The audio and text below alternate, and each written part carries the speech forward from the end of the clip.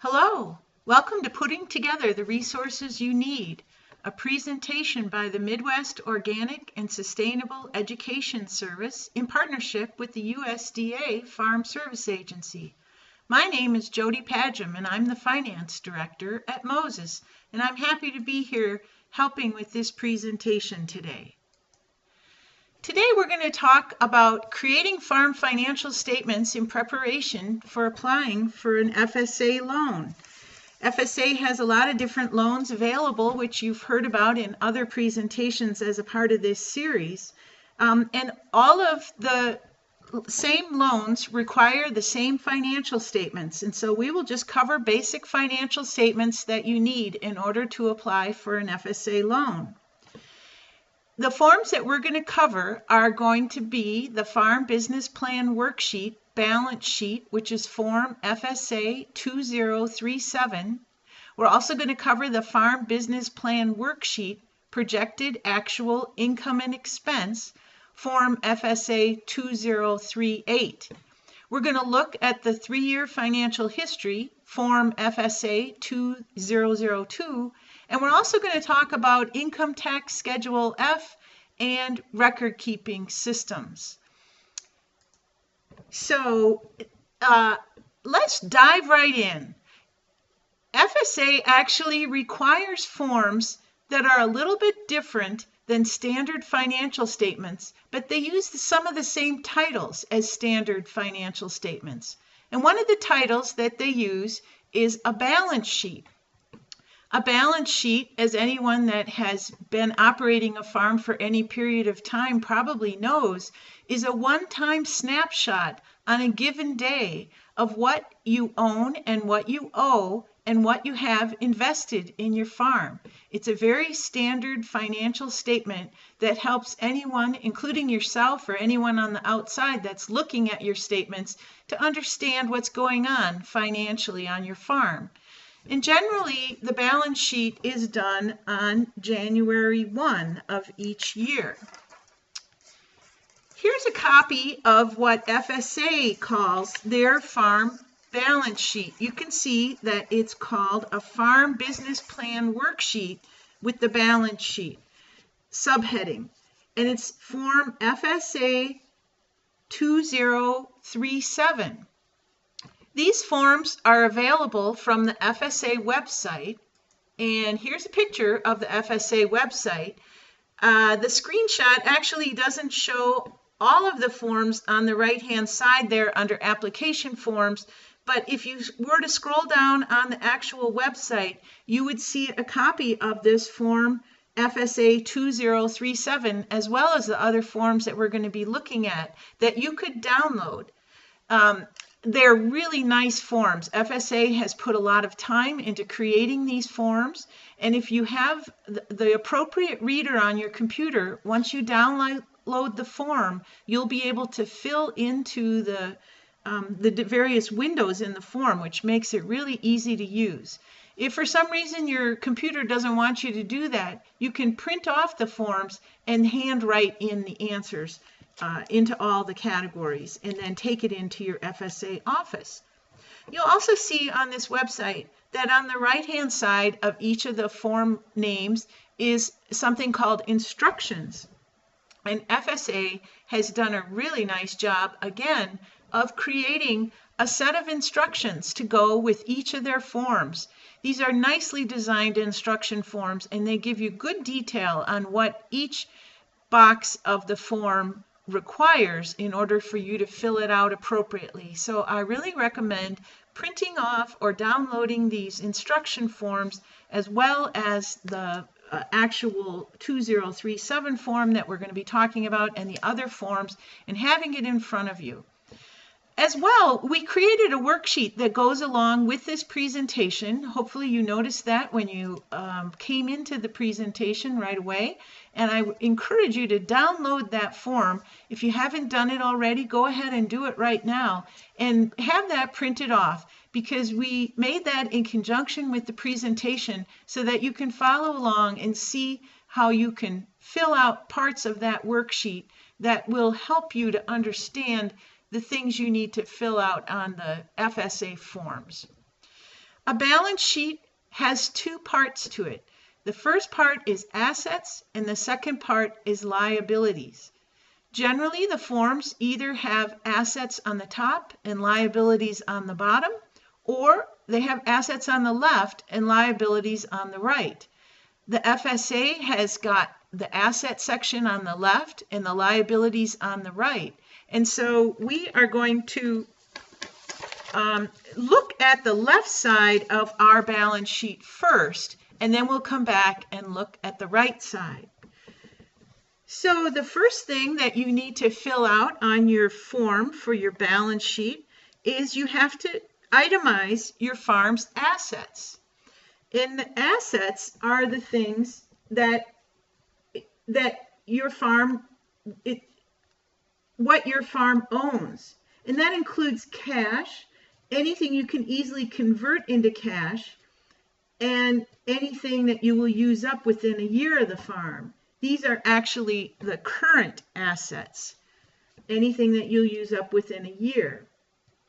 And so here we have itemized cash. That's pretty easy. Cash assets are cash in your pocket, checking accounts, savings accounts. And again, these are all as of January 1st or December 31st, if your FSA officer asks you to create a balance sheet on a different day. Again, it's a one-time snapshot, and it can change very dramatically from day to day depending on what's going on your farm. So generally, they're made as of December 31st.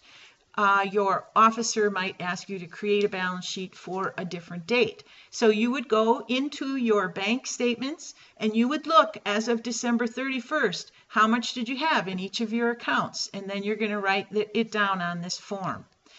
The worksheet that we provided you as a supplement to this has a little bit more detail about how to go into looking for that information. Accounts receivable are any invoices that you have out for product that you produced on the farm that you are selling that you have not been paid for yet. So if you have if you sold some corn to the local feed mill and they haven't paid you for it yet, but you delivered it, then that would be something that you would list in your accounts receivable. Inventories. Now this is a little bit more complicated because inventories, so again, we're looking here on December 31st, what all does the farm own? Well, think about it. If you are a farm that cuts hay, for example, and then you store it in your hay mow, you own a bunch of bales of hay. Or if you're probably a more current farmer, you have a bunch of round bales out in your pasture. And so that's actually something that you own that has value. And so as far as inventories are concerned, you want to go and you want to count how much of those hay bales you have. You can see on our asset list here on the form that they itemize very nicely the different types of crops that you could have under crop inventory. This is section 1D. FSA is really nice in that they actually help you to understand what the overall value is. They don't want just a number. They want to know, well, how many pounds of hay do you have, and or how many bales, and how much does each bale weigh, and how much would you be able to sell that for? They want you to write down the value that crop is worth on the day that you're doing this inventory. And so on December 31st, how much would you be able to sell that bale of hay? That's what you would put down under crop 1 or under item 1D. Growing crops are a little bit trickier because those are things that are actually in the ground. It's easier to think about, let's say we're going to be doing a growing crop inventory on September 1st. Because you're doing a balance sheet, because you're going in November perhaps, or maybe you're going in October to get a loan, and they say, well, produce a balance sheet as of September 1. It's a little bit easier to think about growing crops because then you might still have corn out in the field. And so that's something that you invested in this year that you grew but you haven't harvested yet. And so you need to be able to put a value to that crop, because it will be something that you will sell in the next 12 months and is actually a valuable commodity. And so FSA requests, and most balance sheets will request that you itemize the growing crop value as well, not just the harvested crop value. And part of this you'll see in column 1J, sorry, is that they want you to estimate what's the cost that you actually put in to create that crop, because it's within a 1 year spectrum, and that you're just looking at the value on the day that you're doing the inventory. You do have to include the cost that went into producing that, which would be fertilizer, gas, seed, but just for those growing crops, not for the harvested crops. You can see down below there's other market livestock that you might have running around, and then livestock products would be anything that you have, such as meat in the freezer that you would be considering selling. Down below that, at the bottom, you can see prepaid expenses and supplies.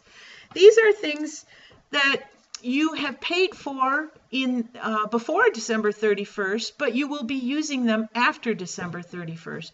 Typically, these are things like, storages of propane, or perhaps you had to buy hay to feed your animals over the winter, or you bought some cover crop seed in the fall because you got a good deal on it. A lot of farmers will do this for tax management. They'll buy things in the fall that they want to use the next year. But you want to write down the value of that, because that influences your balance sheet.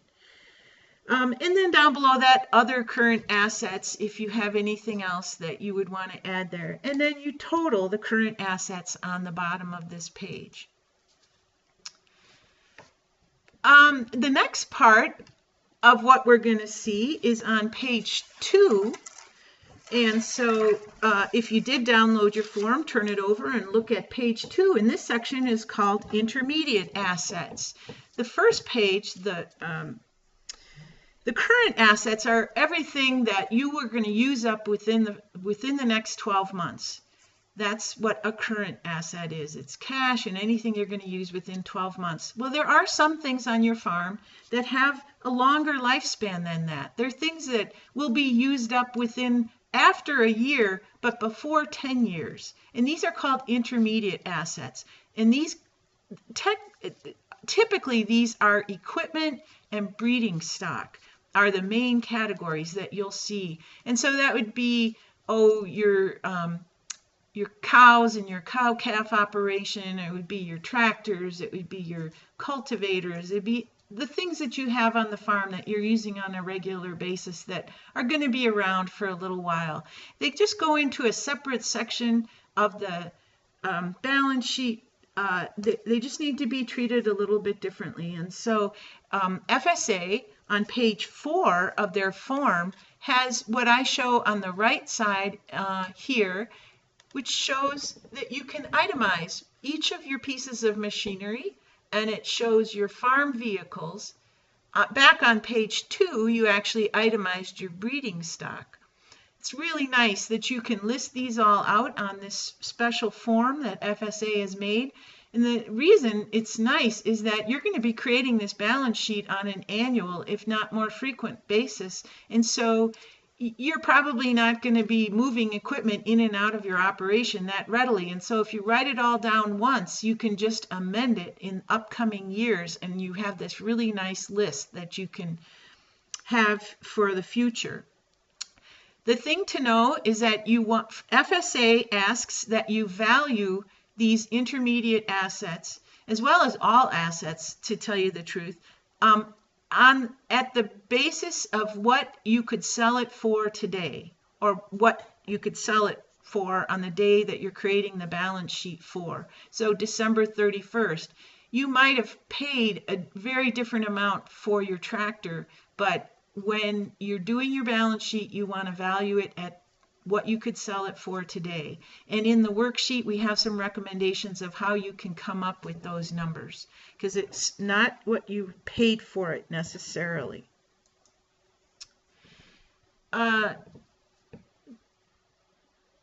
This is also under intermediate assets. It's in the middle of page 2 on your form 2037. And included there are notes receivable, which are intermediate amounts of money that are owed to you. And so it's things, there probably aren't too many things that are in this category that you actually would have outstanding, that someone would owe you money somewhere between 2 years and 10 years that's going to get paid back. And so there probably aren't too many of these. Bonds and securities, the same thing. And then anything else that you might turn into cash in 1 to 10 years. So at the bottom of this section under line 3I is where you would total all your intermediate assets. Going to the bottom of page 2 on the left side of FSA Form 2037, you're going to be totaling up your long-term assets. Long-term assets are anything that you're expecting to sustain for 10 years or more. This is generally land and buildings. There's not a whole lot else that would go in here. But remember, you're doing a farm balance sheet, and so these are only things that are specific to the farm. And the farmhouse is considered independent of the farm. This might be confusing to some of you, but it actually isn't an integral part of the farm operation, because you could live off the farm and still have your farm and your farm operation be successful. So you do not include the farmhouse, but you do include the farm land and the farm buildings.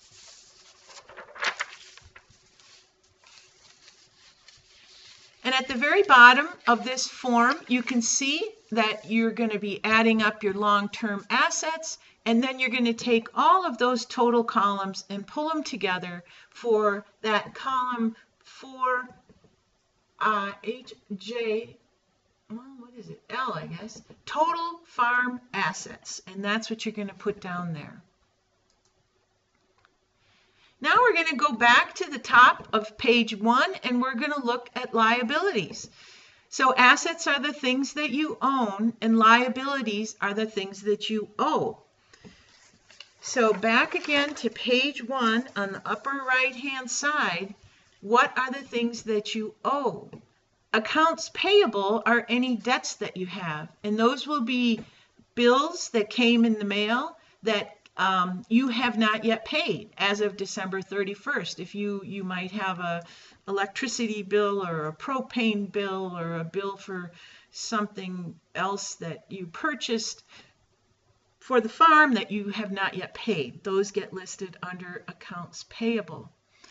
Any loans, again, you'll see notes payable due within 12 months, because right now we're talking about current liabilities. These are things within 12 months of when the date of the balance sheet is.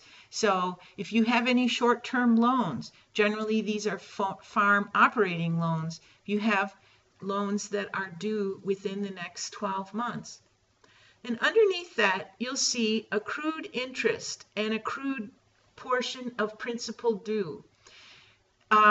Those are actually payments due within the next 12 months on longer term obligations. This is a little bit confusing, and we do explain it a little bit more in the worksheet that accompanies this display. So look for that to figure out how to figure those things.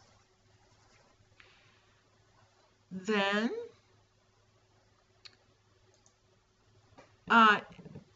going on to page 2 on the upper right hand side, we are looking at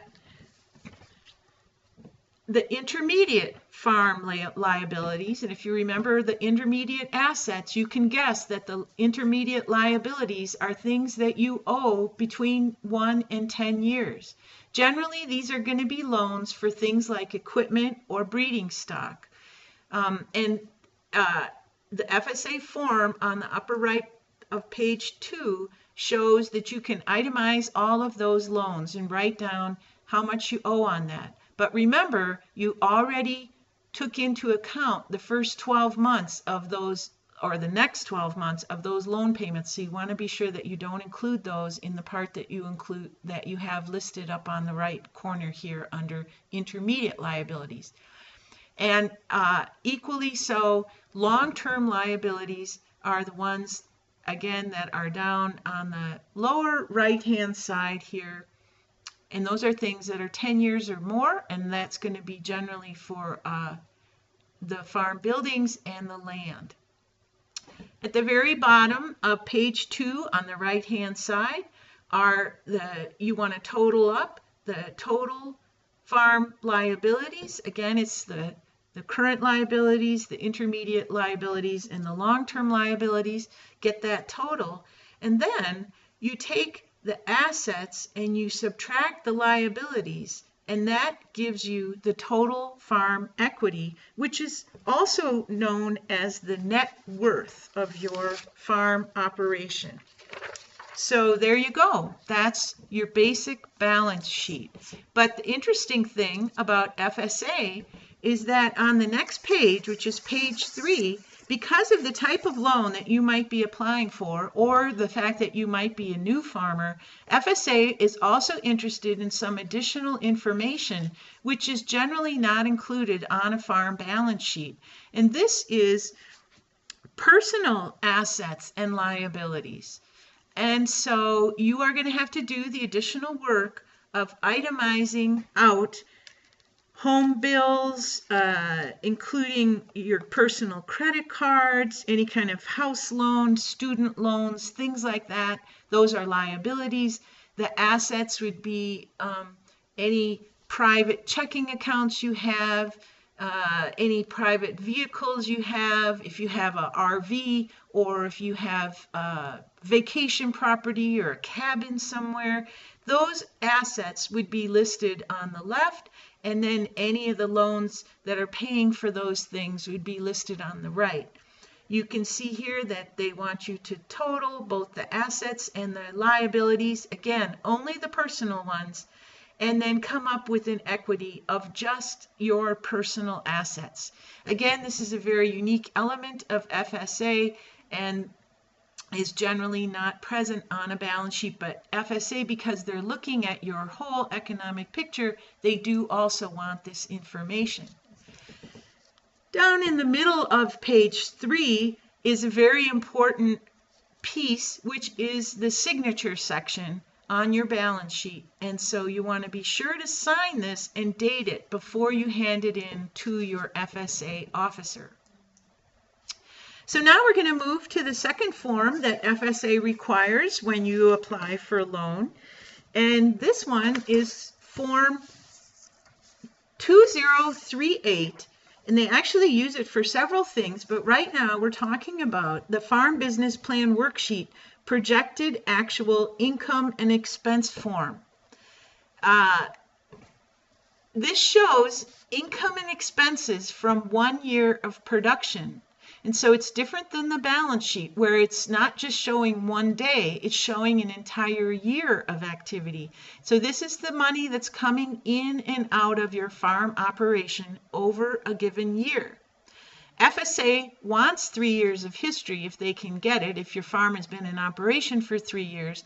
And so you will print off or download copies of this 3 times so that you can fill it out for 3 separate years. It would be the most recent year and then the 2 years before that. We'll just talk about filling it out for 1 year. They actually also have a 3-year history form, which we'll look at in a little bit. And then it'll pull together each of those 1-year forms. But let's look at the top of this form here. And here, let me just step back a minute. This is generally for a calendar year. Again, your balance sheet is December 31st. And so usually this will be capturing the activity on your farm from January 1 through December 31st. And here's the top part of the form. And this is looking at your farm income and looking at it from different crops. What is it that you're selling on your farm? And again, most income statements, so FSA calls this a projected actual income and expense form, but it is a standardized form. In most financial situations, it will be called either an income and expense statement, or that's probably the most common term for it. But FSA asks for a lot more detail on it. Well, it's also called a profit and loss statement. But FSA makes it really nice because, again, they want to help you to figure out what's been going on your farm, more than just financially. They want you to understand in the production realm what's happening. And so they give you a whole form on the top here. This is the top of page 1. This is only a 2-page form. And asking you to itemize what crop are you growing, how many acres, what was the yield this last year, how much of that yield did you actually keep, and how much did you feed on the farm, and how much did you perhaps buy in if you're talking about hay or something like that, and how much did you actually sell to someone else. So they ask for a lot of detail on this farm, but what they're actually trying to get to is that far right hand column, which is what the income was for any crops that you sold over the year. So you'll itemize these things on your farm. And we're going to talk about financial record keeping systems at the end of the presentation. But presumably, if you have an operating farm, you do have some kind of a record keeping system so that you will be able to write down. You certainly have to collect this information for your tax statements. And so you here are creating it in a little bit more detail than you need for your tax statement, but it is information that you need as the year goes on. Here we are that are just looking at the different parts of page 1 on the form. Again, FSA really makes it easy for you to fill in the detail. Don't forget to download the instruction sheet for this form, for Form 2038. Again, it's very helpful with understanding what goes into each of these sub-columns here. This is where the livestock area goes, where the dairy livestock, milk sales, livestock production are all itemized on here. This is just a snapshot of the Form 2003, which is an optional form, but from this form you can see that they're just getting the detail for each year for 3 years. And so once you fill out the form for each year, the 2038 form, you can transfer that information to the 2003 form, which shows 3 years. So each year you could take that information from 2038 and put it onto 2003, and that really helps you see what's going on from year to year, and it helps FSA doing just sort of a snapshot picture of what's going on your farm. It's a very useful picture of what's going on. So then on to page 2 of that same form is also an income section, and this is sort of these are the non-production parts of your income. And some farms do have non-production income, and this would be payments that you have from the government for ag programs. If you have crop insurance, this is where you would put that income. If you actually hire out to do any kind of custom hire work like cutting hay or that sort of thing for other people, but it's ag related, it's farm related, so that income would go here. And then other income, and that would perhaps be, oh, maybe you rent your pasture out, or maybe your neighbor uses your oat bin and gives you some money for that. That's where those would be.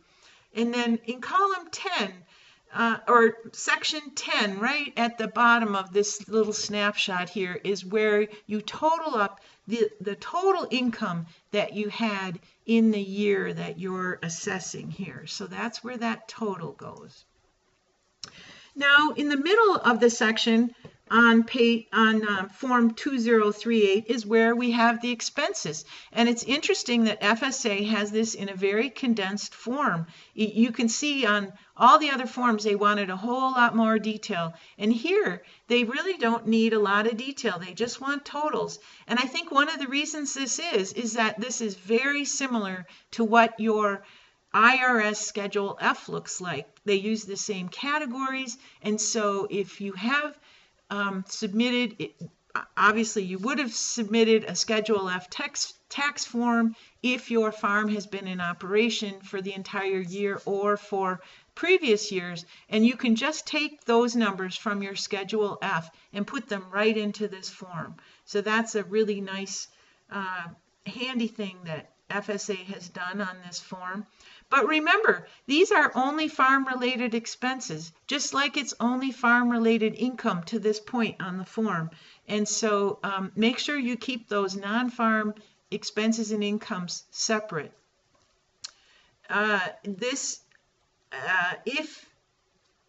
Well, you are going to have your tax forms, but if for some reason you're creating a balance sheet that does not comply with the tax year, then this information would come from your bookkeeping system. In the middle of this page, there's a couple of small sections, and one here, section C, is called non-operating, and that we've got more detail on this in your in the worksheet that we created for this presentation, so I won't go into it in a lot of detail, but it's the non-farm income and expenses. And again, this is unique to FSA. Most farm income statements would not include this, but they're just interested in these things to get a sense of your overall financial picture. And so they're just general, just one box for all kinds of information. And you can see what those are. They're detailed in both the FSA worksheet and in our worksheet that accompanies this. Below that is capital. And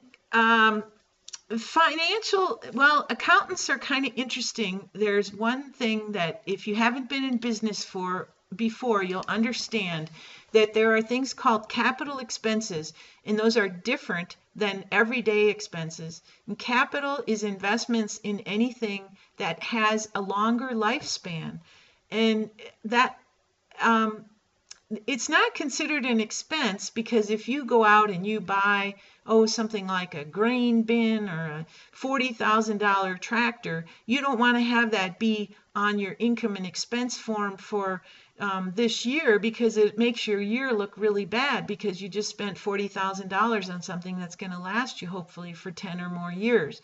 So you separate out those kinds of purchases, and those are called capital expenses.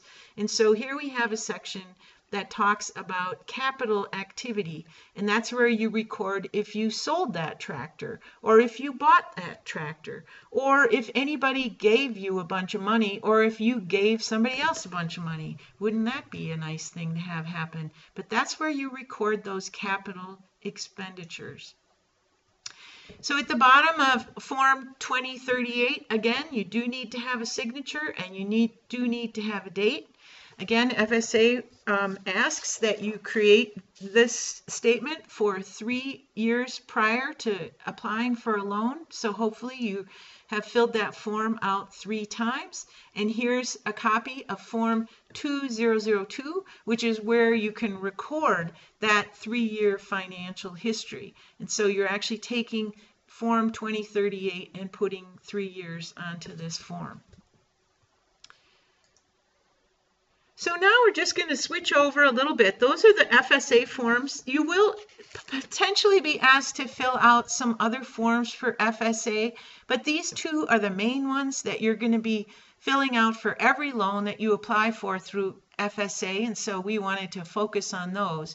And they do change the forms from time to time, so be sure that you're going to the FSA website or getting those forms from your loan officer so that you have the most up-to-date forms.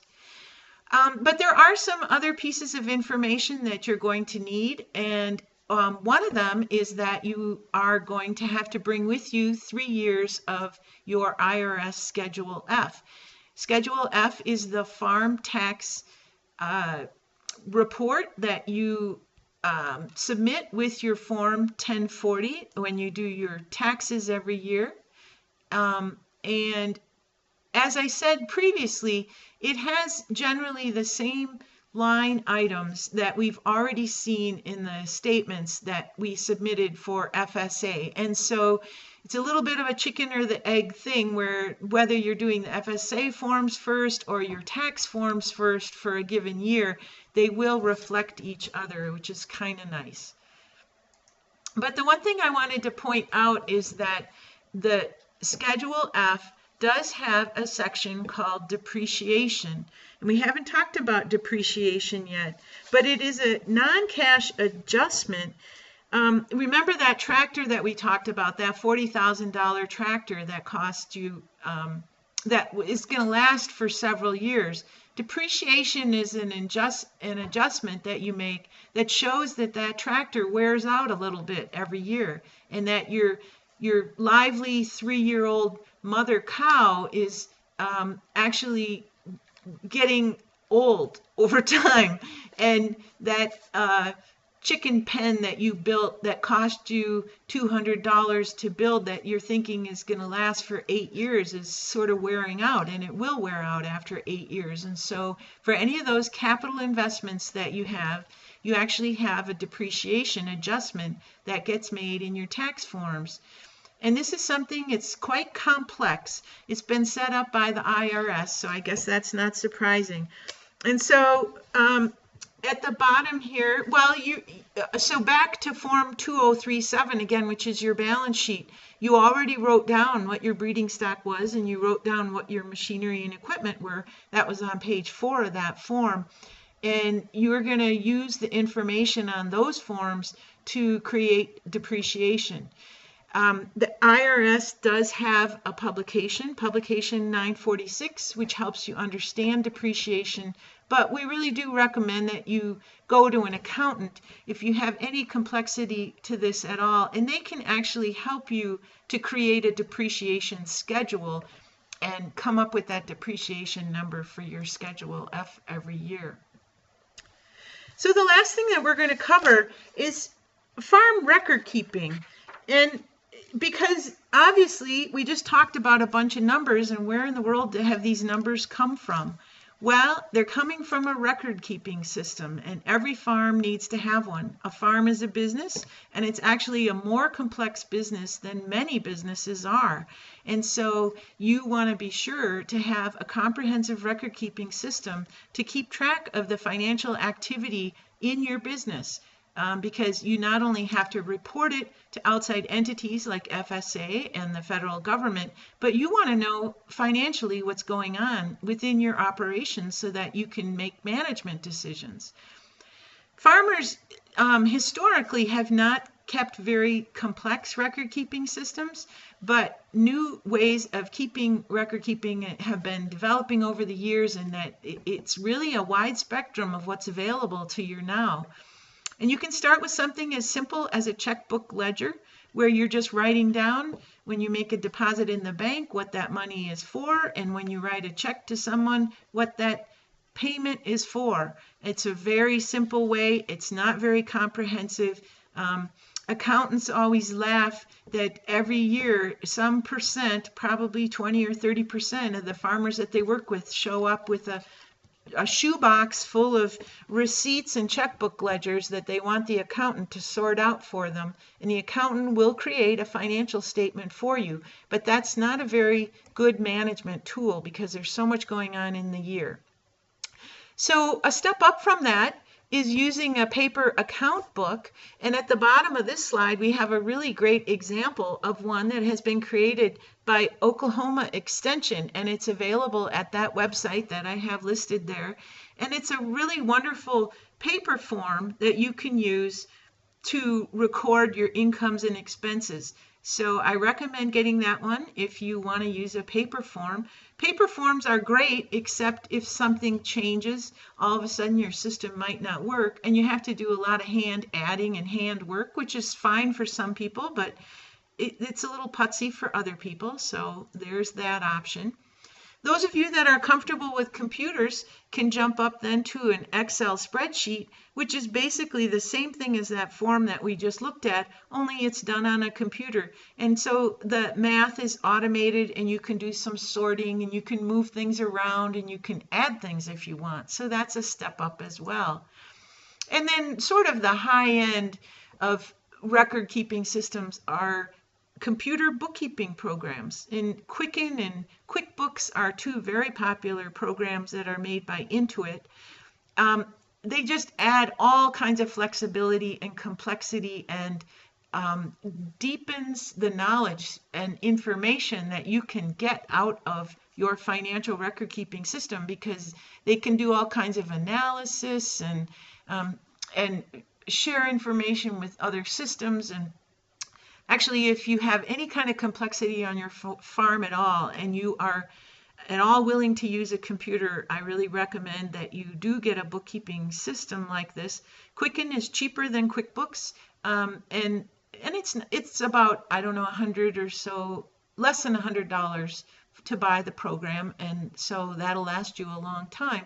On the right here, there's just a simple report that you could print off of a Quicken program, and you can see it's, and you can actually click on each of those items, and it will show you all the transactions that went into that particular total. So they're really nice reports that you can get. In the last 10 or so years, there's been a new way that's been brought into our lives, which is online bookkeeping systems.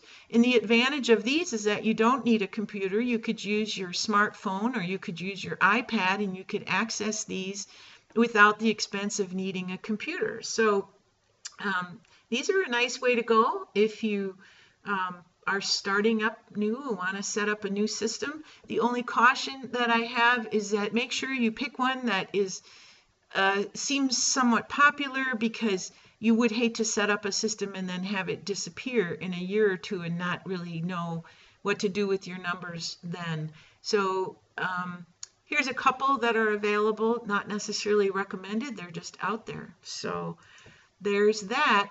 And just in summary, you really want to maintain good records. So first of all, you can report back to FSA. You're going to need to create annual balance sheets and annual income and expense statements. You're also going to have to schedule or submit your Schedule F tax forms every year. So good record keeping all leads to this. But maintaining good records just helps you to make informed management decisions on your farm as well. So it's really makes sense to put some time into creating a good financial management system. And I want to recommend that you pick up the book called Fearless Farm Finances that we created at Moses, and there's the website that you can visit to find out more about that book. It's a whole book about farm financial management, and it goes into from everything to planning your farm, to setting up bookkeeping systems, to understanding profitability and pricing and marketing, and goes into all kinds of financial information. So that's highly recommended.